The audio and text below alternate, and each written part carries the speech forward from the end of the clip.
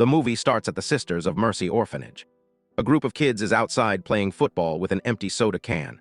Sister Mary Mengel comes out and tells them to go inside. The kids ask for 2 more minutes to finish the game because the score is tied, but she says no. Shut up! What do you think this is, the sound of music? Get in there! Come on! As the children head inside, a car comes speeding toward the orphanage while loud music is playing. Someone throws a gym bag onto the front steps and drives away. Sister Mary Mengel opens the bag and suddenly 2 fingers poke her in the eyes. She falls backward off the steps.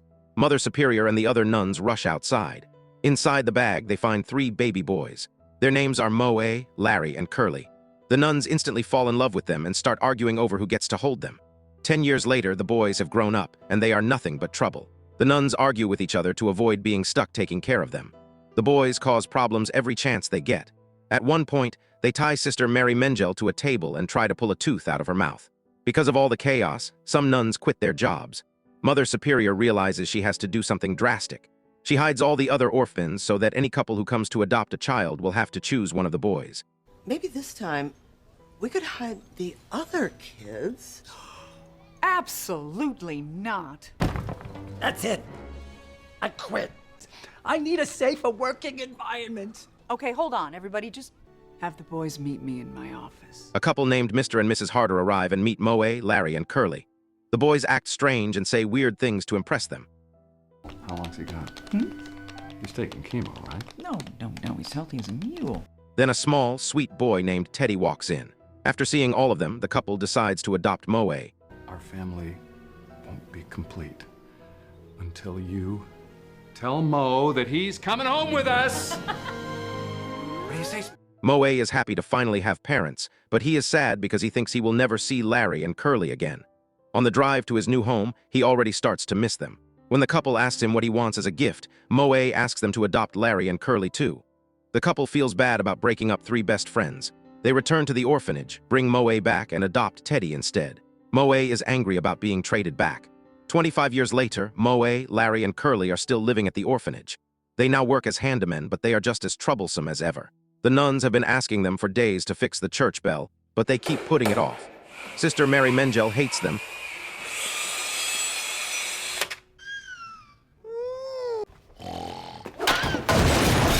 and would have kicked them out the moment they turned 18 if she had the power.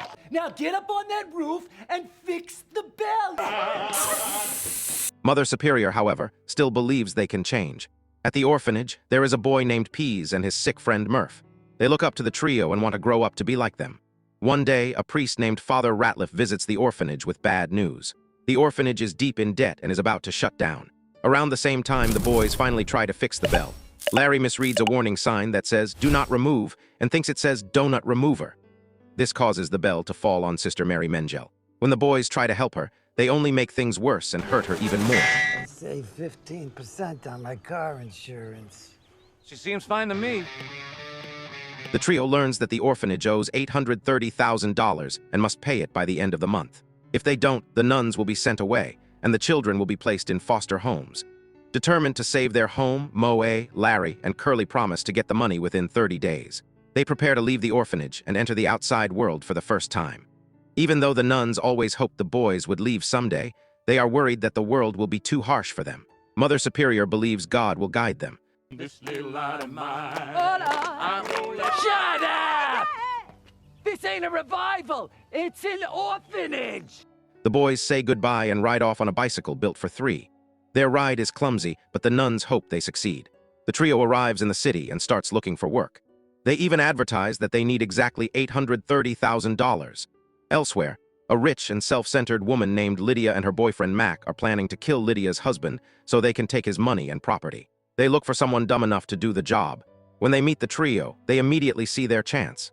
Lydia tells the boys that Mac is her husband and that he wants to be suffocated in his sleep because he has terminal cancer. She says this so it won't count as murder. The plan is to switch Mac with her real husband later, but the trio is too eager for the money. They push Mac in front of a bus. He gets thrown around, hit by a street sweeper, jumped on by a girl with a pogo stick, and shot in the leg with an arrow. Realizing the plan went wrong, Lydia runs away. The boys chase her, demanding their payment. It turns out Mac survived and is now in the hospital. When Lydia refuses to pay, the trio decides they will finish the job themselves. They sneak into the hospital by dressing as a doctor and nurses. At first, people think they actually work there and send them to the nursery. Chaos breaks out when the babies pee all over them. Eventually, they find Mac, who is covered in a full-body cast. Just before they can kill him, Mac explains that the accident somehow cured his cancer, and now he wants to live. The boys are stuck again until they run into Teddy. The little boy who was adopted instead of Moe has grown up to become a lawyer and inherited millions of dollars from his mother. Moe begins to see the life he could have had, and it leaves him feeling disappointed. When Teddy invites the three of them to live in his mansion, Moe refuses. Larry and Curly are upset because Teddy could have helped them with the orphanage money, but Moe refuses to change his mind. Soon after, it is revealed that Lydia is actually Teddy's wife. The man the trio was hired to kill was Teddy himself. Lydia realizes that the boys are close to Teddy and becomes scared that they might tell him about her plan. Looking for another way to earn money, Moe, Larry, and Curly try raising fish on a golf course, watering them like plants. The plan fails when the fish die and angry golfers chase them away. Next, they wander into a building without realizing it is a theater stage. Larry and Curly accuse Moe of being selfish and putting his pride above the orphanage kids. The argument turns physical in their usual way, with Moe poking their eyes and bopping their heads. Hurt and angry, Larry and Curly walk away. Moe then discovers that a live audience has been watching the entire fight. Because of his strange behavior, he is offered a spot on a reality TV show. Over the next few days, Larry and Curly try different business ideas, but every one of them fails. Eventually, they end up at the zoo, where they eat a fish taken from the polar bear tank. Meanwhile, Lydia and Mac worry that the trio will expose them. They decide to kill Larry and Curly at the zoo. However, Mac gets trapped inside a lion cage. Seeing that the lion is chained, he mocks and hits it. Nearby, Larry and Curly accidentally throw a peanut into a dolphin's blowhole. While trying to help the dolphin, they squeeze it, causing the peanut to shoot out and hit the lion in the groin. The lion breaks free and attacks Mac, saving Larry and Curly without them even realizing it. At the same time, Moe becomes a huge celebrity on a reality show called The Jersey Shore. His eye-poking and head-bopping antics drive the other contestants crazy, but the audience loves it, and the show's ratings soar. Later, Larry and Curly meet Teddy's father, Mr. Harder. They ask him for money to save the orphanage, but he coldly refuses. During the visit, they learn that Moe was never adopted because he refused to leave without them. Realizing this, they regret calling Moe selfish.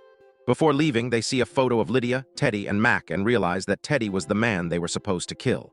They return to the orphanage to look for Moe, but the place is nearly empty. The remaining nuns explain that Murph is very sick and cannot go to the hospital because there is no insurance. Sister Mary Mengel blames Larry and Curly, saying their constant mistakes over the years cost the orphanage a lot of money. There's not a company on this earth who'll cover us until we pay the $830,000 we owe from previous claims. Larry and Curly are devastated, believing they are the reason Murph is suffering. Back in the city, they learn about Moe's appearance on the Jersey Shore. They storm onto the set and confront the producers. When they see Moe, the three friends reunite and hug, happy to be together again. Larry and Curly tell Moe about Lydia's plan to kill Teddy, and the trio decides to stop it. Are you kidding me? There's three of them? They crash Teddy and Lydia's wedding anniversary party.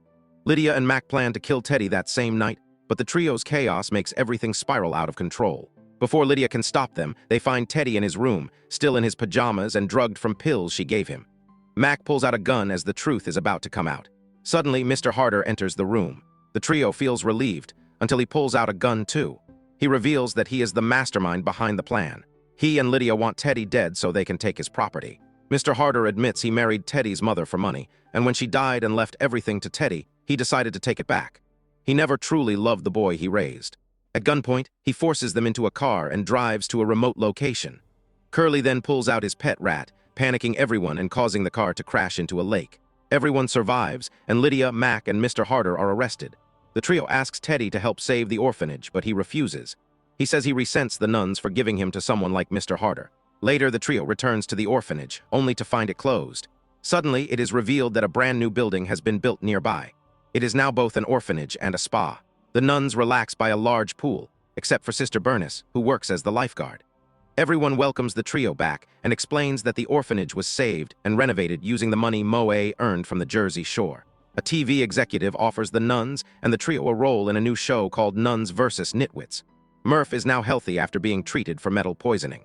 Finally, Teddy arrives with his new fiancée and adopts Murph and her best friend Peas. In the final moment, Curly leans on a diving board, accidentally knocking Sister Mary Mengel into the pool, continuing the endless trouble the trio causes her.